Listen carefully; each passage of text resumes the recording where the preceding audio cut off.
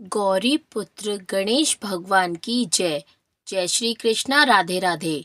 नमस्कार दोस्तों, आपके अपने YouTube चैनल एक्सप्लोरिंग देवस्थानम में आपका स्वागत है। मंगलवार को अंजनी पुत्र हनुमान जी का उपवास, सच्चे मन से पूजा और व्रत कथा कहने और सुनने से हनुमान जी की विशेष कृपा प्राप्त होती है और सभी कष्ट दूर होते हैं। हनुमान जी का व्रत रखने वाले को हर मंगलवार इस कथा का पाठ अवश्य करना चाहिए। हनुमान जी को पराक्रम, बल, सेवा और भक्ति के आदर्श देवता माना जाता है। इसी वजह से पुराणों में हनुमान जी को सकल गुण निधान भी कहा गया है। गोस्वामी तुलसीदास जी ने भी लिखा है कि चारों जुग परताप तुम्हारा, है परिसिद्ध जगत उजियारा। इस चौपाई का अर्थ है कि हनुमान जी इकलौते ऐसे देवता हैं जो हर युग में किसी न किसी रूप गुणों के साथ जगत के लिए संकट मोचक बनकर मौजूद रहेंगे। शास्त्रों में कहा गया है कि हनुमान जी की सेवा करने और उनका व्रत रखने से उनकी विशेष कृपा अपने भक्तों पर बनी रहती है। तो आइए जानते हैं मंगलवार की व्रत कथा। व्यास जी ने कहा, एक बार नैमिषारण्य तीर्थ में 80,000 मुनि एकत्र होकर पुराणों के ज्ञाता श्री सूत जी से पूछने लगे, हे महामुने, आपने हमें अनेक पुराणों की कथाएं सुनाई हैं। अब कृपा करके हमें ऐसा व्रत और कथा बताएं जिसके करने से संतान की प्राप्ति हो तथा मनुष्यों को रोग, शोक, अग्नि, सर्व दुख आदि का भय दूर हो, क्योंकि कलयुग में सभी जीवों की आयु बहुत कम है। फिर इस पर उन्हें रोग चिंता के कष्ट लगे रहेंगे, तो फिर वह श्री हरि के चरणों में अपना ध्यान कैसे लगा सकेंगे। श्री सूत जी बोले, हे मुनियों, आपने लोक कल्याण के लिए बहुत ही उत्तम बात पूछी है। एक बार युधिष्ठिर ने भगवान श्री कृष्ण से लोक कल्याण के लिए यही प्रश्न किया था। भगवान श्री कृष्ण और युधिष्ठिर का संवाद तुम्हारे सामने मैं कहता हूँ, ध्यान पूर्वक सुनो।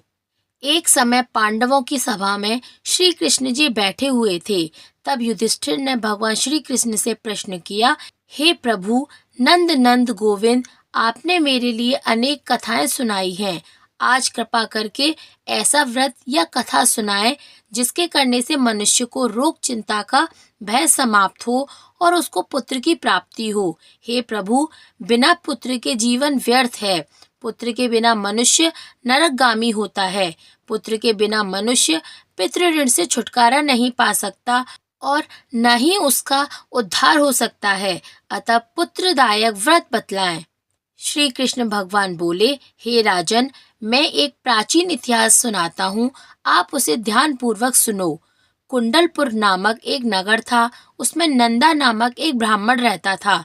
भगवान की कृपा से उसके पास सब कुछ था, फिर भी वह दुखी था। इसका कारण यह था कि ब्राह्मण की स्त्री सुनंदा के कोई संतान नहीं थी। सुनंदा पतिव्रता थी, भक्ति पूर्वक श्री हनुमान जी की आराधना करती थी। मंगलवार के दिन व्रत करके अंत में भोजन बनाकर हनुमान जी का भोग लगाने के बाद ही स्वयं भोजन करती थी। एक बार मंगलवार के दिन ब्राह्मणी गृह कार्य की अधिकता के कारण हनुमान जी को भोग न लगा सकी, तो इस पर उसे बहुत दुख हुआ। उसने कुछ भी नहीं खाया और अपने मन में प्रण किया कि अब तो अगले मंगलवार को ही हनुमान जी का भोग लगाकर अन्न जल ग्रहण करूंगी। ब्राह्मणी सुनंदा प्रतिदिन भोजन बनाती, श्रद्धा पूर्वक पति को खिलाती, परंतु स्वयं भोजन नहीं करती और मन ही मन श्री हनुमान जी की आराधना करती थी। इसी प्रकार 6 दिन गुजर गए और ब्राह्मणी सुनंदा अपने निश्चय के अनुसार भूखी प्यासी निराहार रही। अगले मंगलवार को ब्राह्मणी सुनंदा प्रातःकाल ही बेहोश होकर गिर पड़ी। ब्राह्मणी सुनंदा की इस असीम भक्ति के प्रभाव से श्री हनुमान जी बहुत प्रसन्न हुए और प्रकट होकर बोले, सुनंदा, मैं तेरी भक्ति से बहुत प्रसन्न हूँ, तू उठ और वर मांग ले। सुनंदा अपने आराध्य देव श्री हनुमान जी को देखकर आनंद की अधिकता से विह्वल हो श्री हनुमान जी के चरणों में गिरकर बोली, हे प्रभु, मेरे कोई संतान नहीं है, कृपा करके मुझे संतान प्राप्ति का आशीर्वाद दें। आपकी अति कृपा होगी। श्री महावीर जी बोले, तेरी इच्छा पूर्ण होगी, तेरे एक कन्या पैदा होगी, उसके अष्टांग प्रतिदिन सोना दिया करेंगे। इस प्रकार कहकर श्री हनुमान जी अंतर्ध्यान हो गए।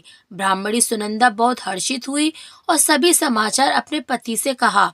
ब्राह्मण देव कन्या का वरदान सुनकर कुछ दुखी हुए, परंतु सोना मिलने की बात सुनकर प्रसन्न हो गए। विचार किया कि ऐसी कन्या के साथ मेरी निर्धनता भी समाप्त हो जाएगी। हनुमान जी की कृपा से वह ब्राह्मणी गर्भवती हुई और 10वें माह में उसे बहुत ही सुंदर पुत्री प्राप्त हुई। वह बच्ची अपने पिता के घर में ठीक उसी तरह से बढ़ने लगी जिस प्रकार शुक्ल पक्ष का चंद्रमा बढ़ता है। 10वें दिन ब्राह्मण ने उस बालिका का नामकरण संस्कार कराया। उसके कुल पुरोहित ने उस बालिका का नाम रत्नावली रखा, क्योंकि यह कन्या सोना प्रदान किया करती थी। इस कन्या ने पूर्व जन्म में बड़े ही विधान से मंगल देव का व्रत किया था। रत्नावली का अष्टांग बहुत सा सोना देता था। उस सोने से नंदा ब्राह्मण बहुत ही धनवान हो गए। अब ब्राह्मणी भी बहुत अभिमान करने लगी थी। समय बीतता रहा। अब रत्नावली 10 वर्ष की हो चुकी थी। एक दिन जब नंदा ब्राह्मण प्रसन्न चित्त था, तब सुनंदा ने अपने पति से कहा, मेरी पुत्री रत्नावली विवाह के योग्य हो गई है। अब आप कोई सुंदर तथा योग्य वर देखकर इसका विवाह कर दें। यह सुन ब्राह्मण बोला, अभी तो रत्नावली बहुत छोटी है। तब ब्राह्मणी बोली, शास्त्रों की आज्ञा है कि कन्या 8वें वर्ष में गौरी, 9 वर्ष में रोहिणी, 10वें वर्ष में कन्या, इसके पश्चात रजस्वला हो जाती है। गौरी के दान से पाताल लोक की प्राप्ति होती है, रोहिणी के दान से वैकुंठ लोक की प्राप्ति होती है, कन्या के दान से इंद्रलोक में सुखों की प्राप्ति होती है। अगर हे पतिदेव रजस्वला का दान किया जाता है तो घोर नरक की प्राप्ति होती है। इस पर ब्राह्मण बोला, अभी तो रत्नावली मात्र 10 ही वर्ष की हुई है और मैंने तो 16-16 साल की कन्याओं के विवाह कराए हैं, अभी जल्दी क्या है। तब ब्राह्मणी सुनंदा बोली, आपको तो लोभ अधिक हो गया है। शास्त्रों में कहा गया है कि माता पिता और बड़ा भाई रजस्वला कन्या को देखते हैं तो वह अवश्य ही नरकगामी होते हैं।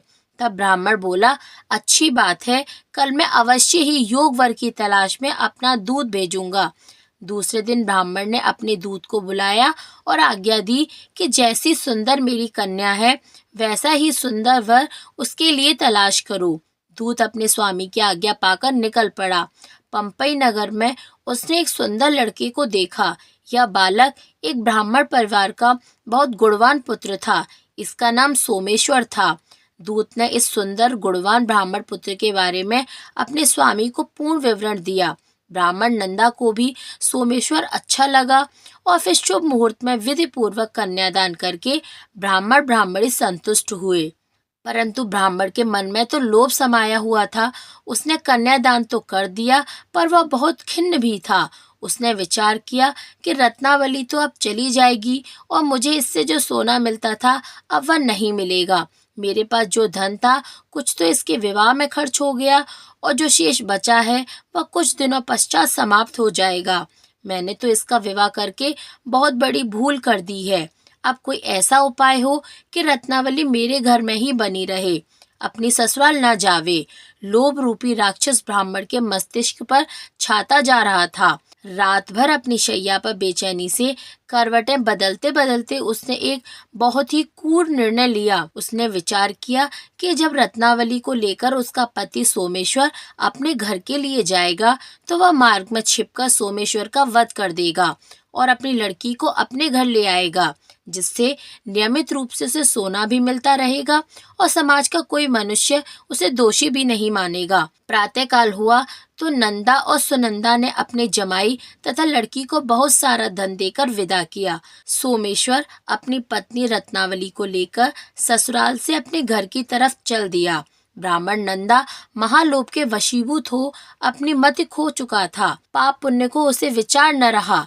अपने भयानक व क्रूर निर्णय को कार्य रूप देने के लिए उसने अपने दूत को मार्ग में अपने जमाई का वध करने के लिए भेज दिया था, ताकि रत्नावली से प्राप्त होने वाला सोना उसे हमेशा मिलता रहे और वह कभी निर्धन न हो।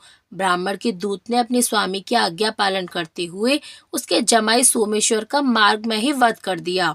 समाचार प्राप्त कर ब्राह्मण नंदा मार्ग में पहुंचा और रुदन करती अपनी पुत्री रत्नावली से बोला, हे पुत्री, मार्ग में लुटेरों ने तेरे पति का वध कर दिया है। भगवान की इच्छा के आगे किसी का कोई वश नहीं चलता। अब तू घर चल, वहां पर ही रहकर शेष जीवन व्यतीत करना। जो भाग्य में लिखा है वही होगा।